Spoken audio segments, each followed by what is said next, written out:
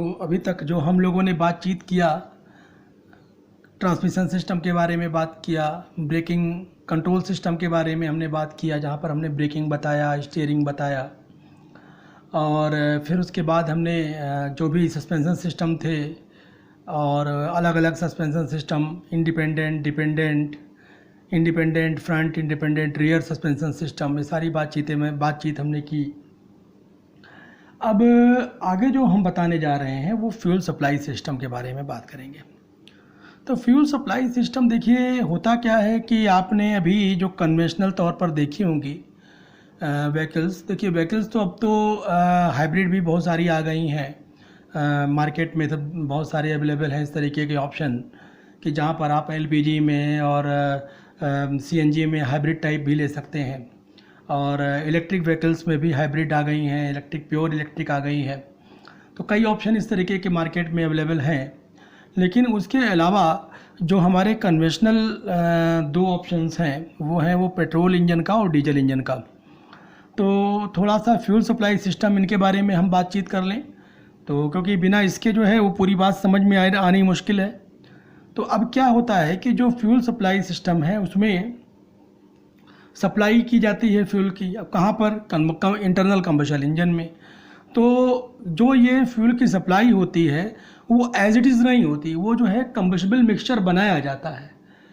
भाई ऑक्सीजन के साथ ही वो जलेगा, आपको पता है कि जो बर्न होगा बिना ऑक्सीजन की उपस्थिति के नहीं बर्न हो सकता। तो वहाँ पर ऑक्सीजन प्रॉपर मात्रा में प्रोवाइड की जाती है।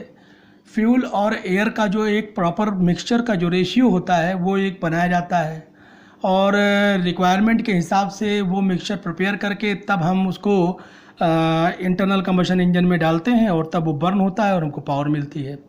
तो कुल मिलाकर के ये जो फ्यूल एयर रेशियो है इसको बनाना और रिक्वायरमेंट के हिसाब से लीन मिक्सचर बनाना या रिच मिक्सचर बनाना, उसके हिसाब ये सारी बातें हम अब आगे बताएंगे कि किस तरीके से अगर लोड वेरिएशन होता है या स्पीड वेरिएशन होता है तो किस तरह के जो हमको मिक्सचर की ज़रूरत पड़ती है और वो कैसे बनता है। तो पहले दो तरीके के जो कन्वेंशनल इंजन्स हैं उनके बारे में पहले बात कर लें थोड़ा सा। तो दो कन्वेंशनल इंजन जो हैं वो हमारे पेट्रोल इंजन और डीजल इंजन दो ही हैं ये। तो पेट्रोल इंजन में आप सभी लोगों को पता है कि कार्बोरेटर यूज़ होता है, spark plug. Old petrol engine में इस तरीके से देखने को मिलेगा हमेशा, जितने भी पेट्रोल इंजन हैं, कार्बोरेटर, स्पार्क प्लग और फ्यूल पंप। छोटे पेट्रोल इंजन में सभी में यूज़ होता है ये। तो अब और डीजल इंजन में क्या क्या यूज़ होता है? फ्यूल इंजेक्शन पंप, आप देख रहे हैं फ्यूल इंजेक्शन पंप यूज़ होता है, फ्यूल इंजेक्टर यूज़ होता है और नोज़ल यूज़ होता है। तो कार्बोरेटर, स्पार्क प्लग और फ्यूल पंप, ये तीन चीज़ इसमें, ये तीन मेन पार्ट हो गए फ्यूल सप्लाई सिस्टम के पेट्रोल इंजन में। और ये fuel injection pump, fuel injector और नोजल, ये तीन पार्ट हो गए डीजल इंजन के केस में फ्यूल सप्लाई सिस्टम के। लेकिन कुछ कॉमन पार्ट्स भी होते हैं इन दोनों में, कुछ क्या काफ़ी कॉमन पार्ट होते हैं। तो जो मेन कॉमन पार्ट्स हैं वो हमने यहाँ पर बताया। देखिए फ्यूल टैंक तो सभी में होगा, नहीं तो फ्यूल कहाँ स्टोर करोगे? फिल्टर, भाई फ्यूल टैंक के साथ फिल्टर लगना ज़रूरी है, बिना फिल्टर के जो है आप भेज नहीं सकते इस तरीके से डायरेक्ट, क्योंकि जो फ्यूल होता है उसमें बहुत सारी इम्प्योरिटीज़ होती हैं। पाइपलाइन जिसके थ्रू जाएगा वो फ्लो करेगा, पाइपलाइन ज़रूरी भी है। एयर क्लीनर, भाई जो एयर आ रही है जिसको मिक्स करना है उसके साथ, तो उसको उस एयर को भी तो क्लीन करोगे, क्योंकि उसमें बहुत सारी डस्ट होंगी, बहुत सारे जो है ऐसे पार्टिकल्स होंगे जो हम साथ में नहीं भेजे जा सकते, या इंजन के अंदर नहीं भेजे, जो इंजन सिलेंडर है उसके अंदर नहीं भेजे जा सकते, उससे प्रॉब्लम क्रिएट कर सकते हैं वो। इनटेक पाइप्स जो होती हैं वो सब, एग्जॉस्ट पाइप, साइलेंसर, ये सभी में लगे हुए होते हैं। ये सब फ्यूल सप्लाई सिस्टम के ही पार्ट कहलाते हैं और ये लगे हुए होते हैं। तो अब हम आइए सबसे पहले हम डिटेल में जो पेट्रोल इंजन है इसकी फ्यूल सप्लाई सिस्टम के बारे में बात करेंगे। उसके बाद फिर डिटेल में हम डीजल इंजन है उसकी फ्यूल सप्लाई सिस्टम के बारे में बात करेंगे। तो फ्यूल सप्लाई सिस्टम सबसे पहले जो बात आती है वो पेट्रोल इंजन की आती है कि पेट्रोल इंजन में फ्यूल सप्लाई सिस्टम किस तरह से होता है। तो सबसे पहले स्टार्ट जो होता है, देखिए जहाँ पर फ्यूल होता है वो कहाँ होता है? टैंक के अंदर होता है फ्यूल। फिल्टर से होते हुए वो जो फ्यूल पंप होता है उसको सक करता है, तो फ्यूल पंप उसको सक करेगा, ठीक है। और उसके वही लिखा हुआ है कि the start sucking the petrol, petrol engine में व्हेन इंजन जब जैसे इंजन स्टार्ट हो जाता है तो उस केस में जो है वो सक करना शुरू कर देता है जो फ्यूल पंप होता है। और ये क्या करता है, ये डिलीवर करता है फ्यूल को फ्यूल टैंक से और फ्लोट चैम्बर, कार्बोरेटर के फ्लोट चैम्बर में।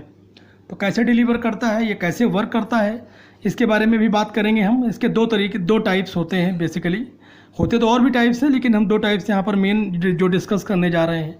एक तो ये एसी मैकेनिकल पंप, ये किस तरीके से वर्क करता है, पहले हम इसकी फिगर दिखाते हैं, उसी के साथ वर्किंग समझाएंगे, फिर उसके बाद ये फ्लो डायग्राम बताएंगे आपको। देखिए ज़रा फिगर क्या है। अब ये जो फिगर आप देख पा रहे हैं इसमें, ये एसी मैकेनिकल फ्यूल पंप की फिगर है। तो इस फिगर में आप देखिए सबसे इम्पोर्टेंट यहाँ पर एक ये रॉकर आर्म स्प्रिंग लगी हुई है, ये कैम शाफ्ट है, ये इसेंट्रिक कैम शाफ्ट है, ये रॉकर आर्म देख रहे हैं आप, रॉकर आर्म है ये पंप बॉडी आप देख ही रहे हैं, ये फॉलोवर है, ये कैम, फिर उसका फॉलोवर यहाँ पर, ये उसी के साथ जैसे कैम रिवॉल्व करेगा, ये इसेंट्रिक इसकी जो है ये सेटिंग है। और ये फिर पुश रॉड है, ये देख रहे हैं, ये स्प्रिंग के साथ अटैच्ड है, ये डायफ्राम स्प्रिंग है, ये इसके साथ अटैच्ड है, ये सेडिमेंट ट्रैप यहाँ पर ये देख रहे हैं आप, फिल्टर होकर के फिर इधर से जो है ये अंदर की तरफ आता है, ये इनलेट वॉल्व, ग्लास वॉल्व, ये आप देख रहे हैं वॉल्व स्प्रिंग, फिर आउटलेट वॉल्व, सारी चीज़ें इस तरीके से आप देखा। अब देखिए होता ये है कि जब ये पंप लगाया जाता है तो ये करता क्या है, इसकी जो बेसिक फंक्शनिंग यही होती है कि ये जो पेट्रोल होता है ये टैंक से ये सक करता है। तो कैसे सक करता है कि जब ये इसकी जो कैम शाफ्ट होता है वो इस तरीके से सेटिंग होती है कि ये इसके साथ जब ये लगा हुआ होता है रॉकर आर्म तो ये अप एंड डाउन करती है। तो अप एंड डाउन करती है तो इसी के साथ यहाँ पर फॉलोवर लगा होता है, फॉलोवर भी अप एंड डाउन करता है। और फॉलोवर के साथ जो है देखिए यहाँ पर ये पुश रॉड लगी हुई है, पुश पुल रॉड, ये जो है स्प्रिंग के साथ अटैच्ड होती है। तो जैसे ही ये इस तरीके से इसकी यह बनेगा कि ये नीचे की तरफ जाएगा, जब ये ऊपर जाएगा तो ये नीचे जाएगा, जब ये नीचे जाएगा तो यहाँ पर क्या होता है, वैक्यूम डेवलप हो जाता है। जो वैक्यूम डेवलप होता है तो उस केस में यहाँ से ये वाला वॉल्व ओपन हो जाता है, ये वॉल्व बंद रहता है। तो उस केस में क्या होता है, देखिए वॉल्व की देखिए सेटिंग, देखिए यहाँ पर दोनों की अपोजिट सेटिंग है ये। तो अब होगा क्या कि यहाँ से जो है ये पेट्रोल आएगा और यहाँ से फिल्टर होकर के इधर से अंदर चला जाएगा, क्योंकि यहाँ पर आप देख रहे हैं ये रॉड जो है नीचे की तरफ पुश हो गई है। फिर क्या होता है, ये घूम करके जब इस तरीके से जाता है, ये नीचे आता है तो ये ऊपर हो जाता है।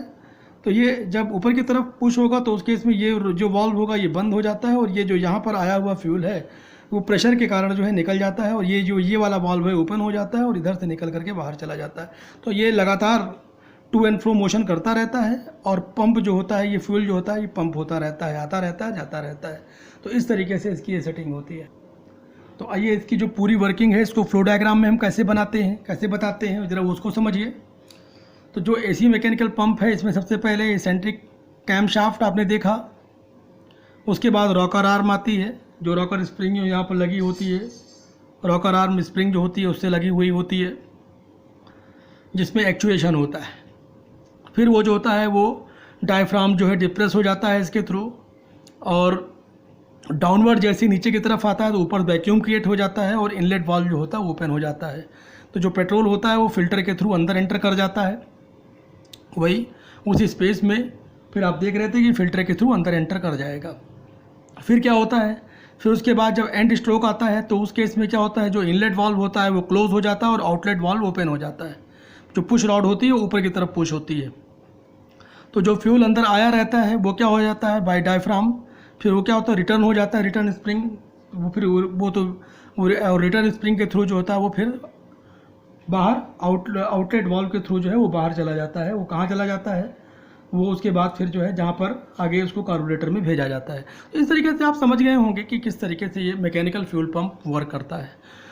एक और आता है इसी के साथ इलेक्ट्रोमैग्नेटिक फ्यूल पंप, ये भी जो है इंपॉर्टेंट होता है, सिमिलर होता है, इसकी वर्किंग करीब करीब सिमिलर होती है। वो बाकी की चीज़ें तो सिमिलर होती है, यहाँ पर जो है रॉकर आर्म और ये कैम शाफ्ट की बजाय जो है ये हम इन दोनों की चीज़ों को रिप्लेस करके हम यहाँ पर सोलिनॉइड लगा देते हैं, आर्मेचर लगा देते हैं। सोलिनॉइड जो होता है ये आर्मेचर को अट्रैक्ट करता है और उस केस में जो होता है ये इनटेक स्ट्रोक होता है उस केस में, टॉगल स्विच भी लगा होता है और इलेक्ट्रिक कॉन्टैक्ट्स भी इसमें होते हैं। तो ये जो इलेक्ट्रोमैग्नेटिक फ्यूल पंप है, तो ये वर्क करीब करीब सेम होता है इसका भी। तो थोड़ा सा इसकी भी हम जो भी ये पहले आपको इसकी फिगर दिखा दें तो आपको ज़्यादा अच्छे से समझ में आएगा कि ये किस तरीके से काम करता है।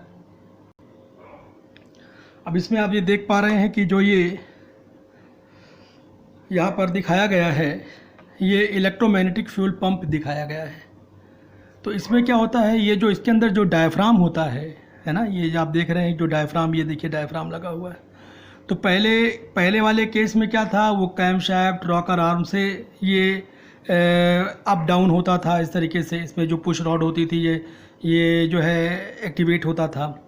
अब क्या है कि जो ये ऑपरेट होता है, ये सॉलिनॉइड आर्मेचर असेंबली से ये जो होता है ये अब एक्टिवेट होता है। तो सॉलिनॉइड आर्मेचर असेंबली कैसे लगी हुई है कि उस केस में होता ये है कि जब पेट्रोल, देखिए जब यहाँ पर क्या होता है कि जब ये सॉलिनॉइड, देखिए यहाँ पर जो है इलेक्ट्रिक सप्लाई आ रही है, इधर देख रहे हैं आप, ये सॉलिनॉइड लगा हुआ है ना। तो इस पर इसके अंदर ये आर्मेचर लगा हुआ है। तो जो अब ये सॉलिनॉइड जब इसके अंदर इलेक्ट्रिक सप्लाई आएगी तो क्या हो जाएगा कि ये जो है मैग्नेटाइज हो जाएगा। तो आर्मेचर जो होगा वो ऊपर की तरफ पुश होगा ये, तो स्प्रिंग दबेगी उस केस में, और स्प्रिंग जैसे दबेगी तो ये ऊपर की तरफ शिफ्ट होगा, तो यहाँ वैक्यूम डेवलप हो जाएगा। देखिए वही चीज़ जो ऊपर हो रही थी इसमें नीचे हो रही है। तो जैसे ही वैक्यूम डेवलप होगा तो जो पेट्रोल है वो यहाँ से एंटर कर जाएगा। देखिए फ़िल्टर के थ्रू पेट्रोल यहाँ से एंटर करेगा, अंदर आ जाएगा। उसके बाद जैसे ही यहाँ पर सप्लाई बंद कर देंगे आप, तो जो इसका मैग्नेटाइजेशन इफेक्ट है या मैग्नेटिक इफेक्ट है वो ख़त्म हो जाएगा। और जो मैग्नेटिक इफेक्ट ख़त्म हो जाएगा तो उस केस में क्या होगा, इस स्प्रिंग एक्शन के कारण जो ये आर्मेचर होगा ये फिर से अपनी वापस उसी स्टेज पर आएगा। तो जो ये रॉड होगी वो नीचे की तरफ आएगी।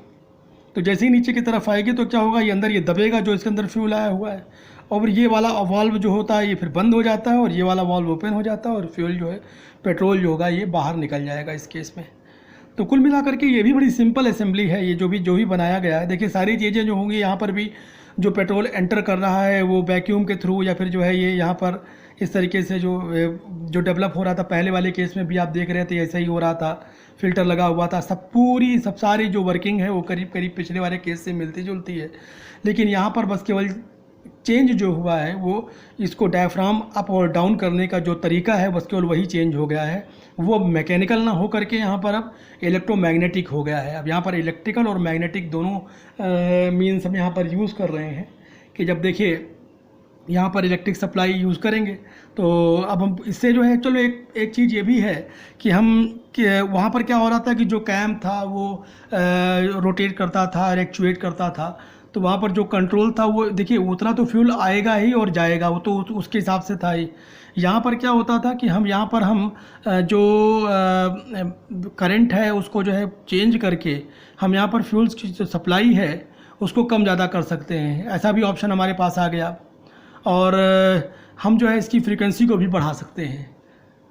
फ्रीक्वेंसी जो है हम कंट्रोल जो कर सकते हैं, जो एक्चुएशन की जो कैपेसिटी फ्रीक्वेंसी है वो जो है फ्यूल जो हम इलेक्ट्रिक सप्लाई है उसके थ्रू हम कंट्रोल कर सकते हैं। फ्रीक्वेंसी बढ़ा देंगे तो ज़्यादा तेज़ होने लग जाएगा, फ्रीक्वेंसी कम कर देंगे तो वो चीज़ जो होगी वो कम हो जाएगी। तो ये जो है ये इलेक्ट्रोमैग्नेटिक ऑपरेटेड जो पंप है ये सबसे इम्पॉर्टेंट ये भी होता है क्योंकि ये जो है ये काफ़ी अच्छी जो बड़ी गाड़ियाँ होती हैं उनमें यूज़ होता है। और अब इसमें क्लोजिंग वाल्व, इनलेट वाल्व्स, ये सब सारी चीज़ें हैं जो सब कुछ आप देख रहे हैं, जितने भी वाल्व्स हैं ये सब बिल्कुल मैकेनिकल पंप की तरीके से ही इसमें यूज़ हो रहे हैं। और ऊपर जो है ये कॉन्टैक्ट जो है जब कब देखिए ये कॉन्टैक्ट ब्रोकन और ये सब सारी चीज़ें इसके अंदर है कि कैसे ये जो है यहाँ देखिए अर्थ दे दिया गया है, ये कॉन्टैक्ट देना उस केस में यहाँ पर टॉगल स्विच है और ये सारी चीज़ें इसमें भी प्रोवाइड कराई गई हैं। तो समझ में आपको आ गया होगा ये। तो इस तरह से आज आपने सीखा कि जो पेट्रोल इंजन होता है उसमें जो फ्यूल सप्लाई सिस्टम के 3 मेन पार्ट होते हैं, कार्बोरेटर, स्पार्क प्लग और फ्यूल पंप। इन तीनों में हमने आपको फ्यूल पंप के बारे में बताया। 2 तरीके के फ्यूल पंप होते हैं और वो दोनों फ्यूल पंप किस तरीके से ऑपरेट करते हैं, कैसे उनकी वर्किंग होती है, उसके बारे में हमने डायग्राम के साथ आपको समझाया। अच्छी तरीके से आपको ये सारी चीज़ें समझ में आ गई होंगी। उम्मीद करते हैं कि अब आप इसको अगर कभी आपको लिखने को आएगा या कभी कोई पूछेगा तो आप इसको अच्छी तरीके से एक्सप्लेन कर सकते हैं, समझा सकते हैं। तो कॉमन पार्ट्स भी हमने आपको जो भी थे सब बताए, कॉमन पार्ट्स पेट्रोल इंजन में और डीजल इंजन में जो भी होते हैं वो भी आपने देखे। तो आज यहीं तक रखते हैं, आगे फिर हम कार्बोरेटर के बारे में बात करेंगे। Thank you.